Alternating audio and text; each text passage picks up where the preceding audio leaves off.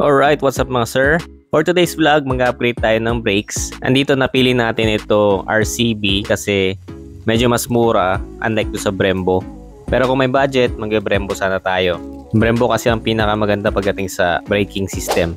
So ito, i-unbox muna natin itong mga to. Ito yung R1. 4-pot ito mga boss. Silver color na pili ko kasi medyo mas simple. Pero meron pa itong mga ibang kulay tulad ng gold, black, red, saka blue. So ito mo boss yung R1, ito yung pang rear, 2-pot naman siya. R55, buksan natin. Ito na yung pang likod mga boss. Ayan, binilang ko siya ng bolt kasi hindi kasama. Tapos magpapalit tayo ng bracket sa likod, nakalagay dito is 240mm.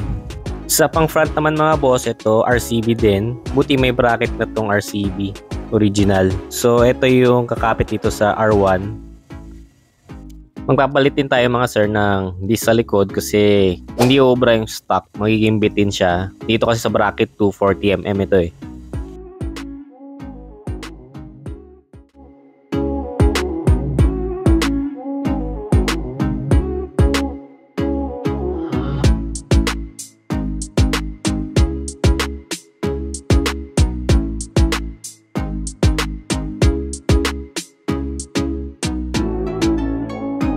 After assembling, ganito magiging itsura ng mga boss. So ito, nakalimutan ko yung disc. So ito na siya. Ganito magiging itsura ng sa rear. Tapos yun yung sa front.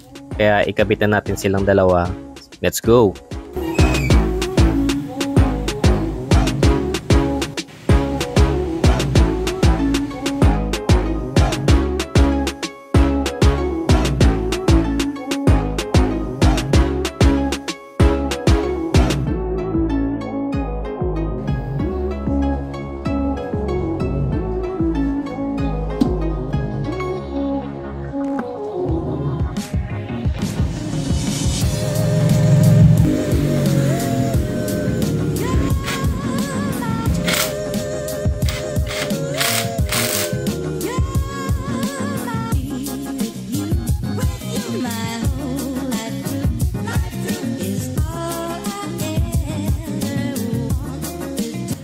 Next na bubuksan natin is itong brake fluid reservoir para may bleed natin dito. Pero una, tanggalin muna natin itong cover dito para ma-access natin itong brake fluid reservoir.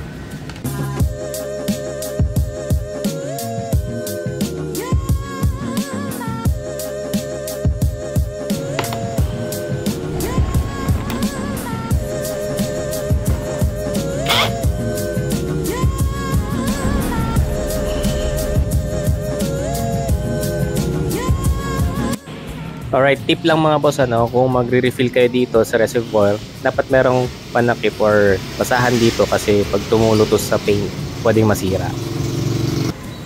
Okay, bibleed na natin tong front. So ito palang gagamitin nating brake fluid, Brembo na .4.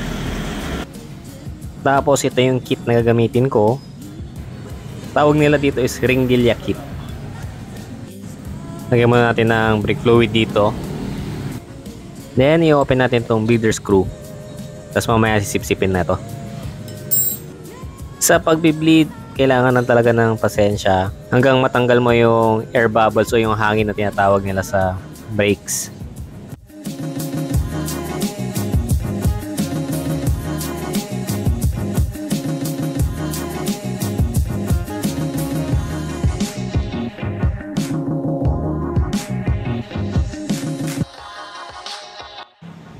Ayun mga boss, tapos ko na siyang i-bleed. Makita nyo basa para ma-wash out na yung brake fluid. Pero pansin ko dito medyo malambot itong stock brake master. Talagang kailangan din magpalit ng brake master pag nag 4-pot ka. Tapos dapat maigpit itong bleeder screw para walang leaks. Tapos na natin yung harap. Ngayon likod na tayo. Ilalagay natin itong 2-pot caliper dito. Medyo mababang baklasan. So ang mga papalitan dito sa likod, itong caliper, tapos itong brake hose, tapos itong disc, kaya baklasan time na.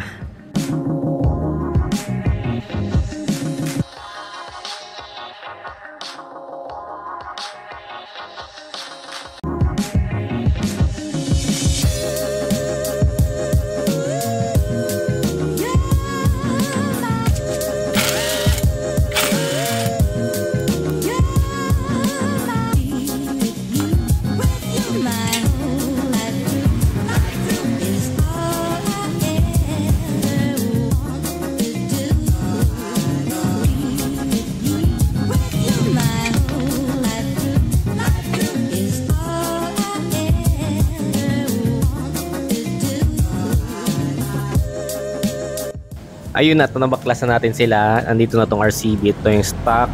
Pero susukatin natin ito kasi baka mamaya kulang ng ilang millimeters. Itong sa may bushing niya at saka itong sa may paglagay ng stopper. Unahin na natin itong sa may RCB bracket. Nasa 15mm siya nakalagay dito. Ito. Sa stock, same sila. Sa may bandang bushing naman, nasa 20.5 itong stock. Next, aftermarket bracket. Ayun, same din sila. So, walang problema. Pasok na pasok to mga boss. Ayan mga boss, nilagay ko na rin tong brake hose ng RCB para terno sa calipers. Baka merong magtanong kasi bakit di ginamit yung stock. Ang problema sa stock, masyado maiksi.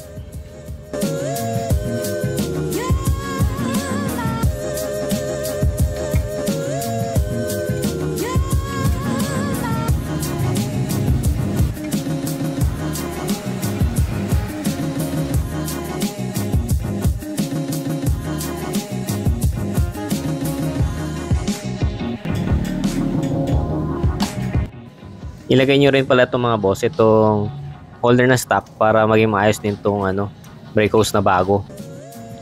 Tapos pwede na natin higpitan nito para maibalik ko na.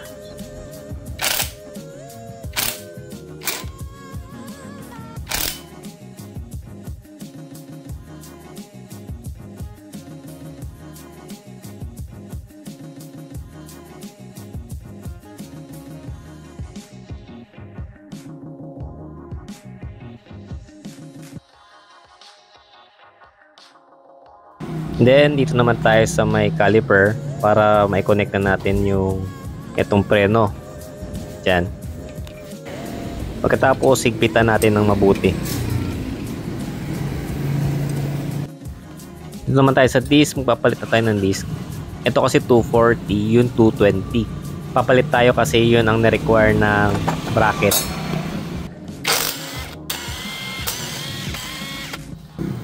Ito, pag-compare natin silang dalawa. Ayan, malayong malaki talaga tong bago. 20mm ang difference. Okay, install na natin itong bago. Swak na swak. Okay, kabit na natin itong disc, pero lalagyan natin ng Loctite yung mga bolts para sigurado.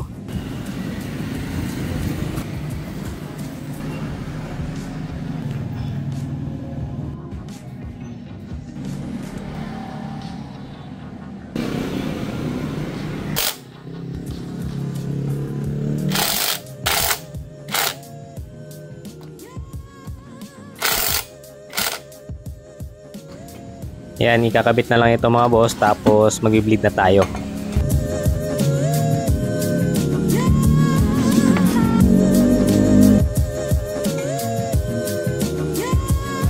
Alright, naikabit na natin siya mga boss. Tingnan lang natin kung may hapit siya kasi minsan sa bracket nagkakatalo eh.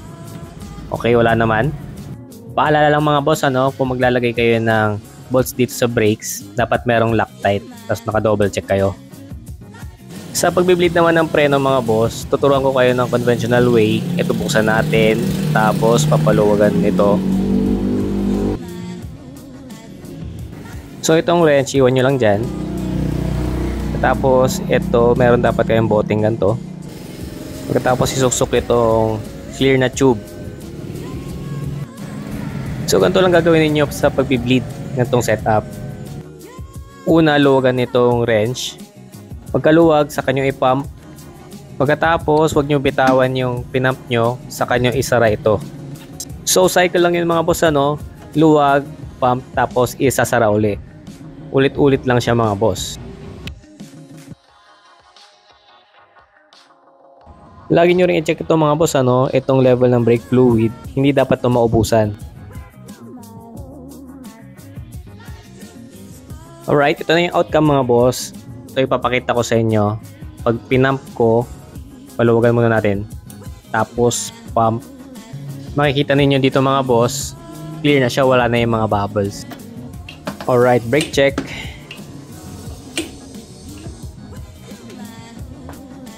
Tapos tip lang mga boss, wag na wag nyo pupunuin tong reservoir ng brake fluid kasi pwede mag-lock up itong caliper, hindi babalik, hindi siya magpe-play.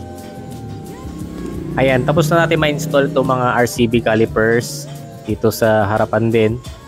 4-pot. Ayan, ang laki ng ginanda, pinogi. At the same time, 4-man function naman siya dahil mas malakas na yung preno. Pero ite-test drive pa rin natin siya.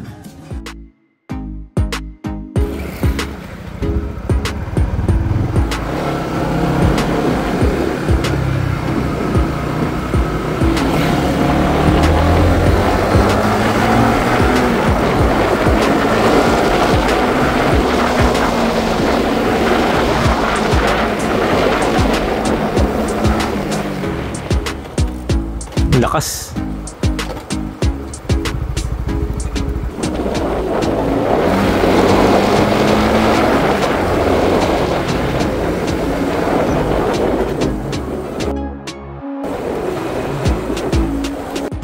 Overall braking performance, napakalakas, ang ganda ng braking kanina.